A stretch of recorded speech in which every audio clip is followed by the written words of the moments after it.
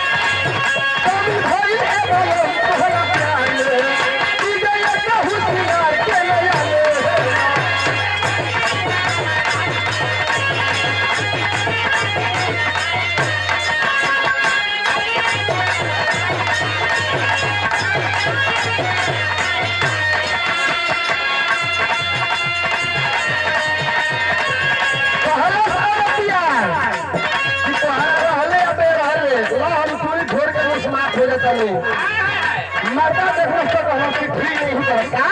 अरे वाह राजा को ही नहीं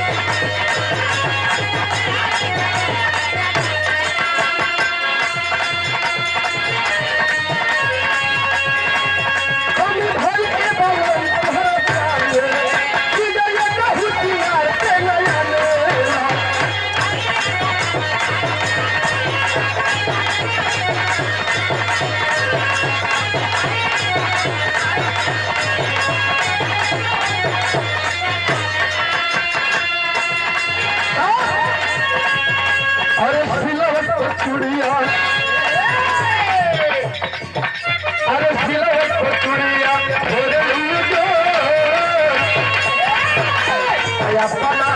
राजा जी के दिया